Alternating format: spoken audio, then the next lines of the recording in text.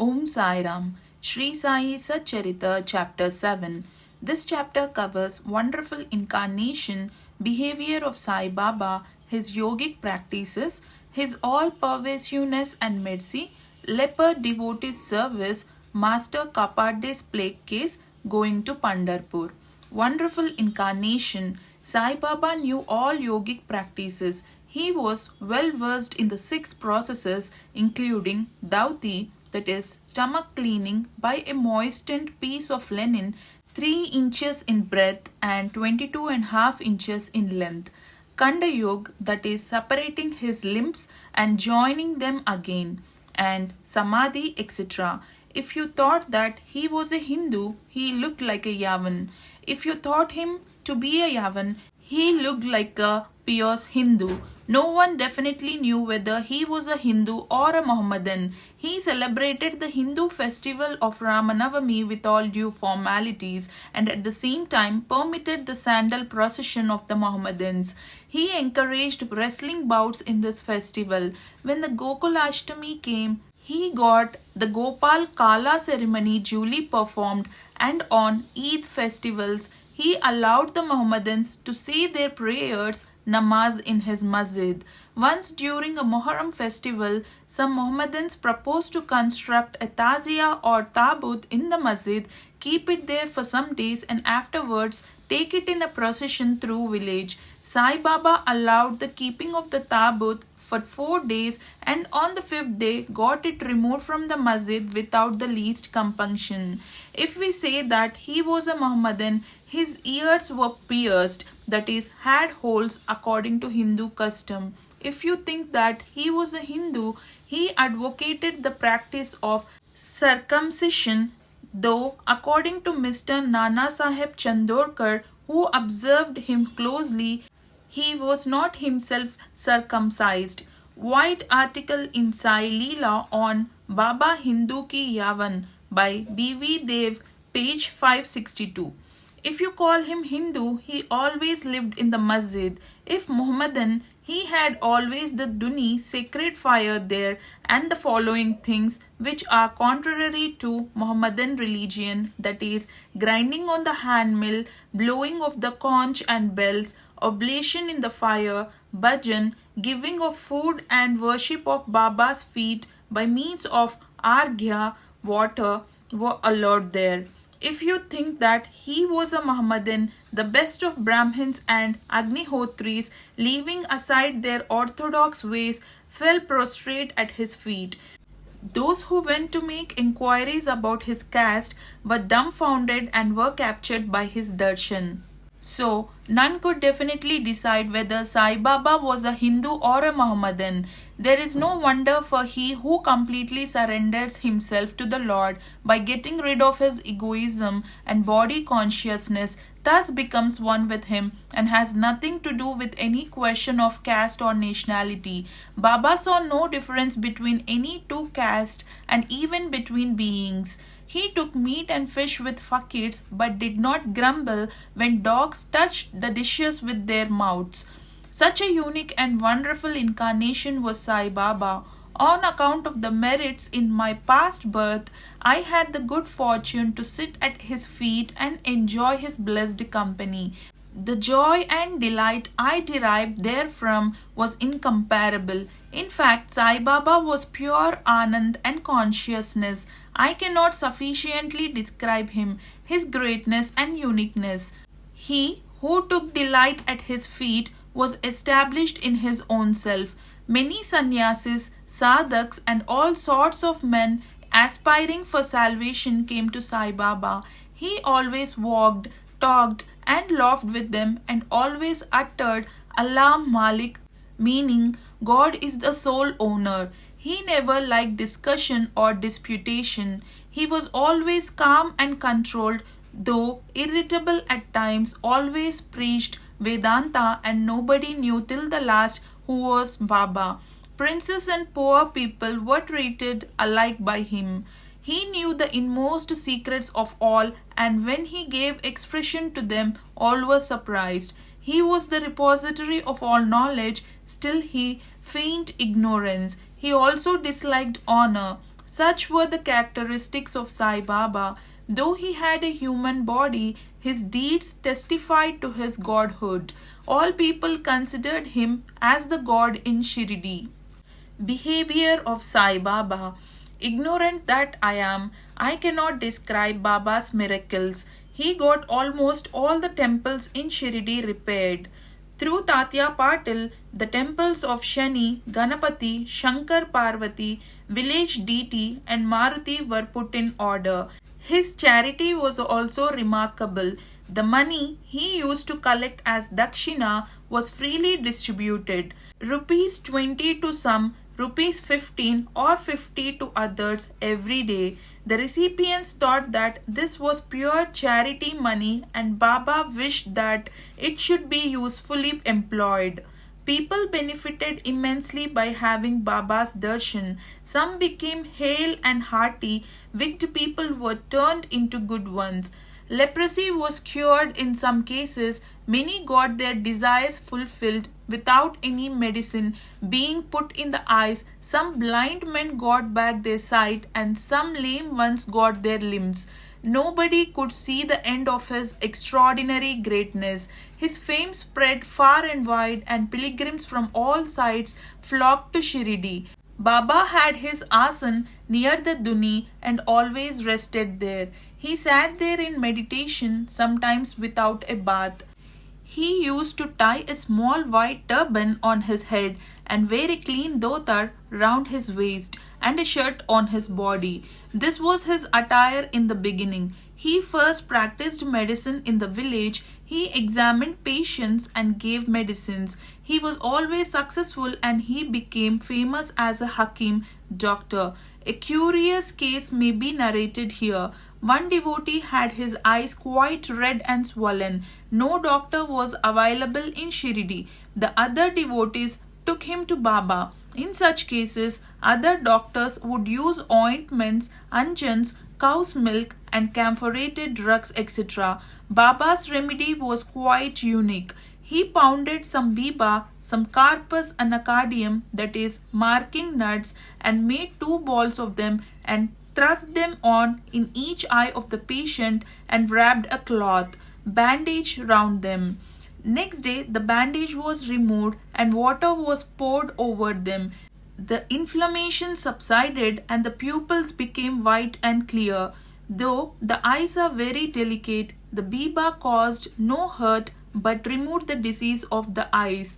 Many such cases were cured. This is only one instance in this regard. Baba's yogic practices. Baba knew all the processes and practices of yoga. 2 of them will be described here. The first one, Dauti Kriya or cleansing process. Every 3rd day, Baba went to the well near banyan tree at a considerable distance from the masjid, washed his mouth and had a bath. On one occasion, he was seen throwing up his intestines, clean them inside outside and place them on a jam tree for drying. There are people in Shirdi who have actually seen this and who have testified to this fact. Ordinary dauti is done by a moistened piece of linen 3 inches broad, 22.5 feet long. This piece is gulped down the throat and allowed to remain in the stomach for about half an hour for being reacted there and then taken out. But Baba's dauti was quite unique and extraordinary. The second one, Kanda Yoga. In this practice, Baba extracted the limbs from his body and left them separately at different places in the masjid. Once a gentleman went to the masjid and saw the limbs of Baba lying in separate places. He was terrified. He first thought of running to the village officers and informing them of Baba being hacked to pieces and murdered. He thought that perhaps he would be held responsible as he was the first informant and knew something of the affair. So he kept silent. But next day, when he went to the masjid, he was very much surprised to see Baba hale and hearty as before. He thought that what he had seen the previous day was only a dream. Baba practiced yoga since his infancy and nobody knew or guessed the proficiency he had attained in it. He charged no fees for his cures became renowned and famous by virtue of his merits, gave help to many a poor and suffering person. This famous doctor of doctors cared not for his interest, but always worked for the good and welfare of others, himself suffering unbearable and terrible pain many a time in the process. One such instance I will relate now, which will show the all-pervasive and the most merciful character of Sai Baba. Baba's all-pervasiveness and mercy. In the year 1910, Baba was sitting near the Duni on Diwali and warming himself. He was putting firewood into the Duni, which was burning brightly. A little later, instead of pushing logs of wood, Baba pushed his arm into the Duni. His arm was scorched and burnt. This was noticed by the errant boy Madhav and also by Madhavrao Deshpande Shama.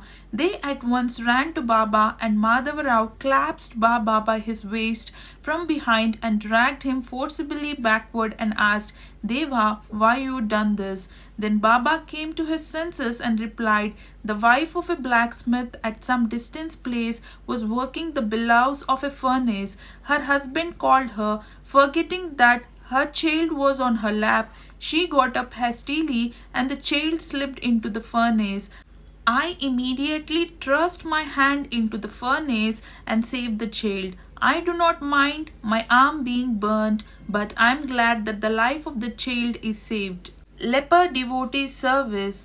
On hearing the news of Baba's hand being burnt from Shama Madhavrao Deshpande, Mr. Nana Sahib Chandorkar, accompanied by the famous doctor Paramanand of Mumbai with his medical outfit consisting of ointments, lint and bandages, etc., rushed to Shirdi and requested Baba to allow Dr. Paramanand to examine the arm and dress the wound caused by the burn.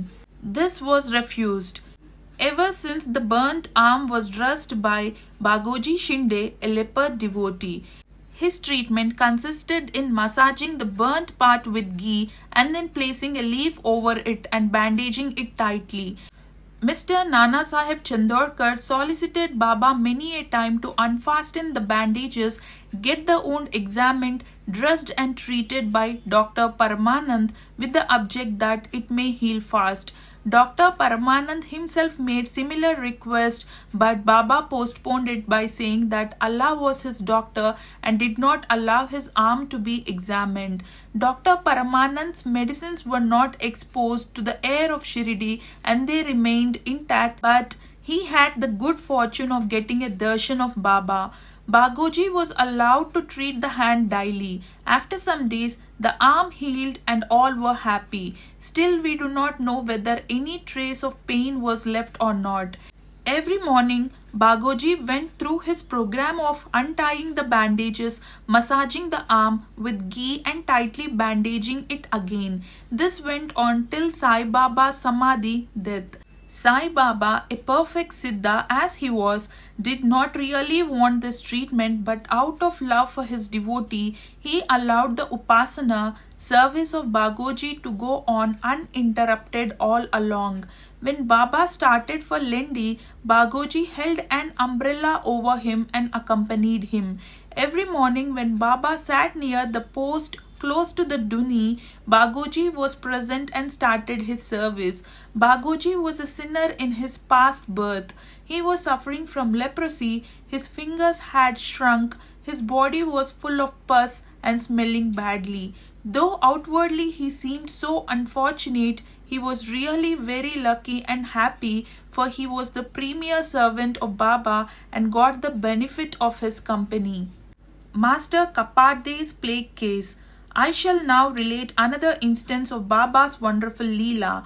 Mrs. Kaparde, the wife of Mr. Dada Sahib Kaparde of Amravati, was staying at Shirdi with her young son for some days. One day the son got high fever, which further developed into bubonic plague.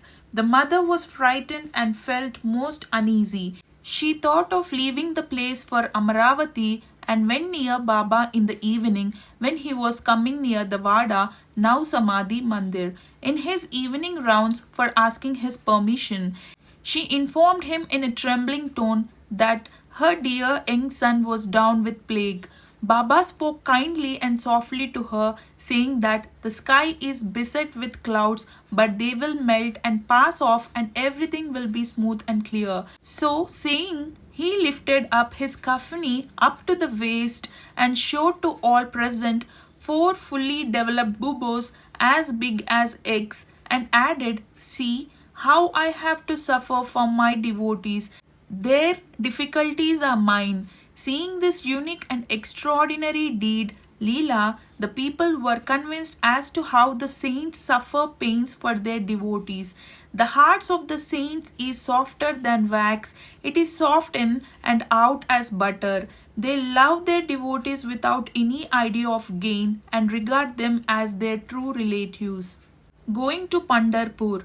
I shall now close this chapter after relating a story illustrating how Sai Baba loved his devotees and anticipated their wishes and movements. Mr. Nana Sahib Chandorkar, who was a great devotee of Baba, was Mamlatdar at Nandurbar in Khandesh. He got an order of transfer to Pandharpur. His devotion to Sai Baba bore fruit as he got an order to go and stay at Pandharpur, which is regarded as Bhuvaikunta, heaven on the earth. Nana Sahib had to take immediate charge, so he left for the place without even writing or informing anybody at Shirdi. He wanted to give a surprise visit at Shirdi, his Pandharpur, see and salute his Vitoba, Baba, and then proceed further. Nobody knew of Nana Sahib's departure for Shirdi, but Sai Baba knew all about this as his eyes were everywhere, omniscient. As soon as Nana Sahib approached Nimgaon, a few miles from Shirdi, there was a stir in the masjid at Shirdi. Baba was sitting and talking with Mahalsapati, Appa Shinde and Kashi Ram when he at once said, "Let us all 4 do some bhajan. The doors of Pandari are open. Let us sing merrily." Then they began to sing in chorus, the bhava of the song being, "I have to go to Pandharpur and I have to stay on there, for it is the house of my Lord."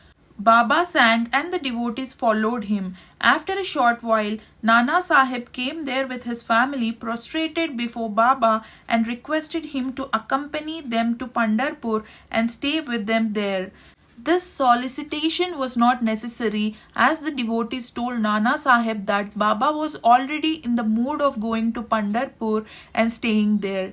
Hearing this, Nana Sahib was moved and fell at Baba's feet. Then, after getting Baba's permission, Udi, sacred ash and blessings, Nana Sahib left for Pandharpur.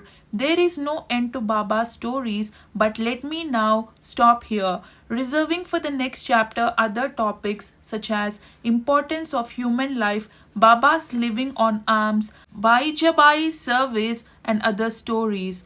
Bow to Shri Sai, peace be to all.